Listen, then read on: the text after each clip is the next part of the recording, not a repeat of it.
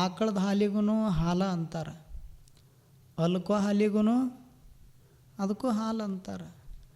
ಆದ್ರೆ ಒಂದು ಹಾಲು ಕುಡಿದ್ರೆ ಮಂಚದ ಮ್ಯಾಗ ಮಲಗ್ಬೋದು, ಇನ್ನೊಂದು ಹಾಲು ಕುಡಿದ್ರೆ ನೋಡಿರಿಲ್ಲ ಯಾರ್ಯಾರು ಎಲ್ಲೆಲ್ಲಿ ಮಲಗಿರ್ತಾರೆ ನೋಡಿರಿಲ್ಲ.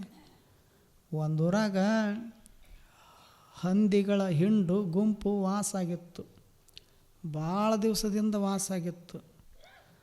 ಇದ್ದಕ್ಕಿದ್ದಂಗೆ ಅವು ಎಲ್ಲ ಹಂದಿಗಳು ತನ್ನ ಮರಿ ಮಕ್ಕಳು ಕರ್ಕೊಂಡು ಊರು ಬಿಟ್ಟು ಓಡಾಕತ್ತಿದ್ದು. ಯಾವ ಊರು ಬಿಟ್ಟು ಓಡಾಕತ್ತಿದ್ವಲ್ಲ ಅವು ಅದೇ ಊರ್ದ ಎದುರುಗಡೆಗೆ ಒಂದು ನಾಯಿ ಬರಾಕತ್ತಿತ್ತು. ಅದಕ್ಕೆ ಕೇಳಿತ್ತು, ಅಲ್ಲೋ ಆವಾಗ ನಾನು ಬರ್ತಿದ್ದೆ ನಿಮ್ಮ ಹತ್ರ, ಮತ್ತು ಆವಾಗ ಚಂದ ಭೇಟಿಯಾಗಿ ಸುಖ ದುಃಖ ಮಾತಾಡ್ತಿದ್ವಿ, ಮತ್ತು ಇದ್ದಕ್ಕಿದ್ದಂಗೆ ನೀವು ನಮ್ಮೂರು ಬಿಟ್ಟು ಹೊಂಟ್ರಲ್ಲ ಅಂತ ನಾಯಿ ಕೇಳಿತಂತ. ಅವಾಗವು ಹಂದಿಗಳ ಗುಂಪು ತಾಯಿ ಮಕ್ಕಳ ಮರಿ ಇದ್ವಲ್ಲ ಅವು ಹೇಳಿದ್ವಂತ, ಏನು ಮಾಡೋದಪ್ಪ, ಇಷ್ಟು ದಿವಸ ಚಲೋ ಜಾಗ ಸಿಕ್ಕಿತ್ತು, ಆರಾಮಿದ್ವಿ, ಈಗ ನಾವೇನದೀವಲ್ಲ ಹಂದಿ ಮಲಗೋ ಜಾಗದಾಗ ನಿಮ್ಮೂರು ಮಂದಿ ಬಂದು ಮಲಗಾಕತ್ಯಾರ, ತಿಳಿತೋ ಇಲ್ಲೋ? ಅದಕ್ಕೆ ನಿಮ್ಮೂರಾಗ ಜಾಗ ಸಿಗಲಾರದಕ್ಕೆ ಮುಂದಿನ ಊರಿಗೆ ಹೊಂಟೀವಿ ಅಂದವಂತವು. ಹೇಳೋ ಉದ್ದೇಶ ಊರು ತುಂಬ ಕುಡುಕ್ರದಾರ ಅಂತ ಅರ್ಥ ಅದ್ರದ್ದು. ಅಂದ್ರೆ ಮನ್ಯಾಗ ಮಲಗೋದಿಲ್ಲ ಅವ್ರು, ಎಂದರ ಮನ್ಯಾಗ ಮಲಗ್ಯಾರನ ನೋಡ್ಬೇಕು.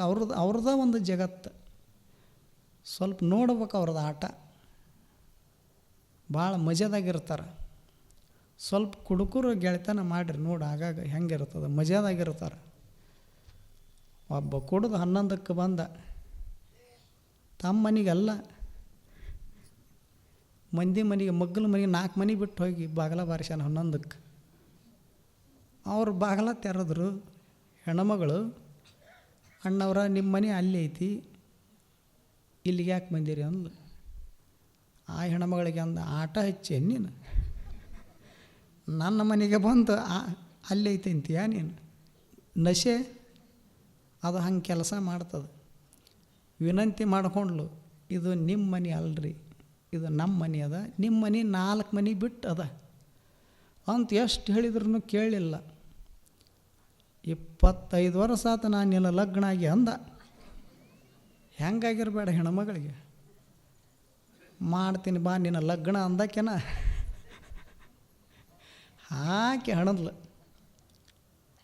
ಆ ಬಳಿಕ ಅಲ್ಲದ ನೋಡಂತ ತೋರಿಸಿದ್ಲು, ಮೈ ಮೆತ್ತಗಾಗೋಂಗೆ ಹೊಡೆದಿದ್ಲು, ಹೊಡೆಸ್ಕೊಂಡು ಬಂದು ಮಲ್ಕೊಂಡ. ಮುಂದೆ 4 ದಿವಸ ಆಗಿತ್ತು, ಏನು ಹೆಣ್ಮಗಳು ಹೊಡೆದು ಕಳಿಸಿದ್ಲಲ್ಲ ಇದ್ರ ಗಂಡನೂ ಕುಡುಕಿತ್ತು. ಇವು ಹಿಂಗೆ ಇರ್ತಾವೆ,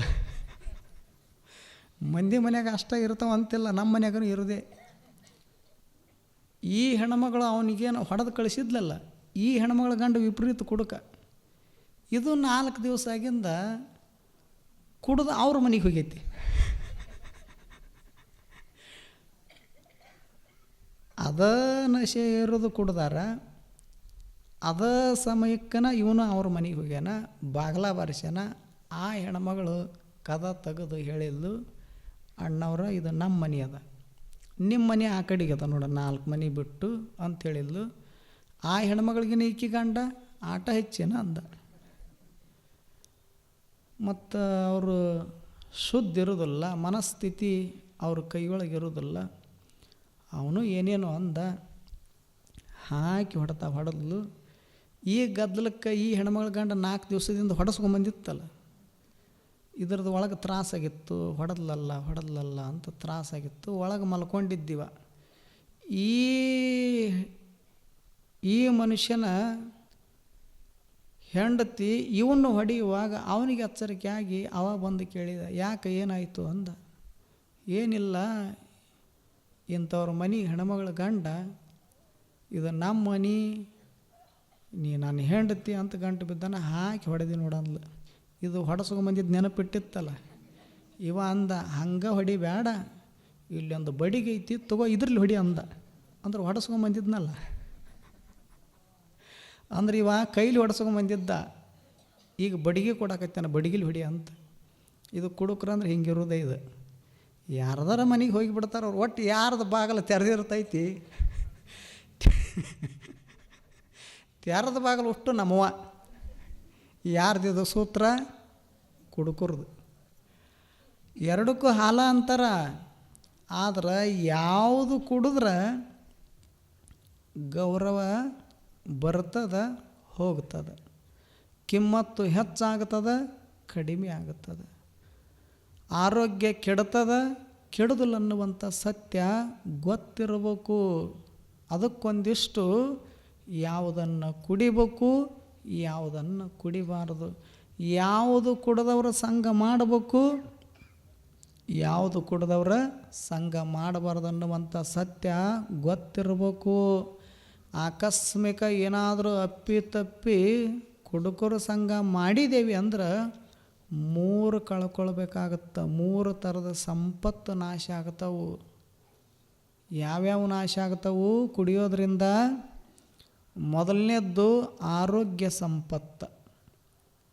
ಆರೋಗ್ಯವೇ ಭಾಗ್ಯ ಅಂತ ಹೇಳ್ತಾರಿಲ್ಲ ಗಾದಿ ಮಾತಿನೊಳಗೆ.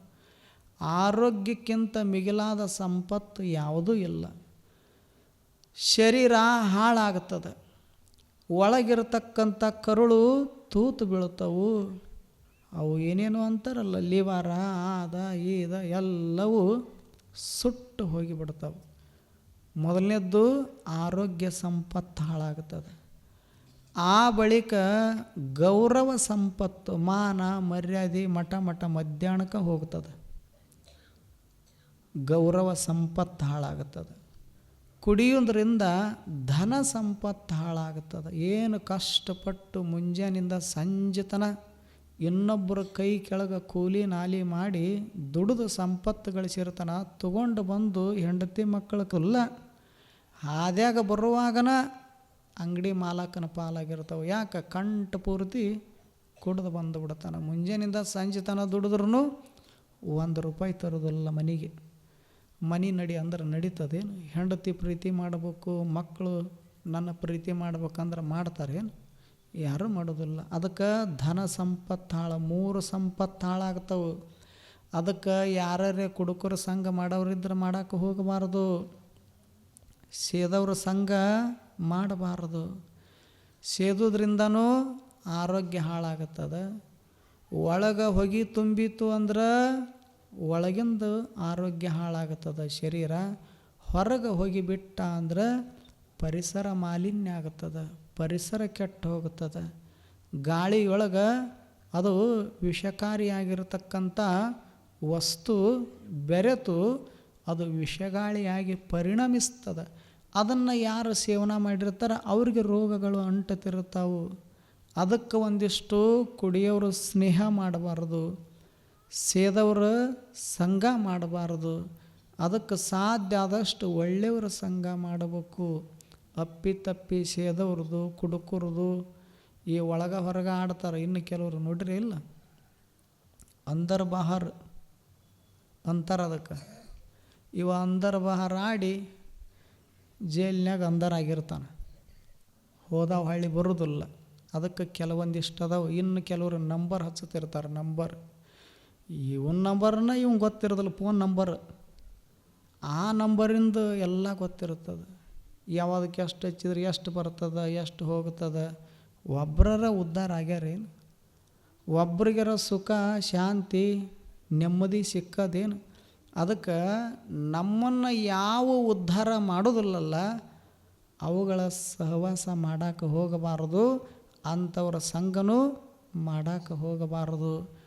ಆ ದೃಷ್ಟಿಯಿಂದ ಯಾರು ಒಳ್ಳೆಯದು ನೋಡ್ತಿರ್ತಾರೆ, ಯಾರು ಒಳ್ಳೆಯದನ್ನು ಕೇಳ್ತಿರ್ತಾರೆ, ಯಾರು ಒಂದಿಷ್ಟು ಒಳ್ಳೆಯ ಸತ್ಕಾರ್ಯಗಳನ್ನು ಮಾಡ್ತಿರ್ತಾರೆ, ಯಾರು ಒಂದಿಷ್ಟು ಮನಸ್ಸಿನ ತುಂಬ ಮಹಾದೇವನ ಸ್ಮರಣೆ ಮಾಡ್ತಿರ್ತಾರೆ, ಯಾರು ಒಂದಿಷ್ಟು ಹೃದಯದ ತುಂಬೆಲ್ಲ ಪವಿತ್ರವಾದ ಪ್ರೇಮವನ್ನು ತುಂಬಿಕೊಂಡು ಬದುಕ್ತಿರ್ತಾರಲ್ಲ ಅಂಥವರಿಗೆ ಒಳ್ಳೆಯವರು, ಸಜ್ಜನರು, ಸಾತ್ವಿಕರು, ಸಾಧು ಸತ್ಪುರುಷರಂತ ಕರೀತಾರೆ. ಸಾಧ್ಯ ಆದ್ರೆ ನೀನು ಅಂಥವರ ಸಂಘ ಮಾಡಬೇಕೇ ವಿನಃ ಕೆಟ್ಟವರ ಸಂಘ ಎಂದೂ ಮಾಡೋಕ್ಕೆ ಹೋಗಬಾರದು.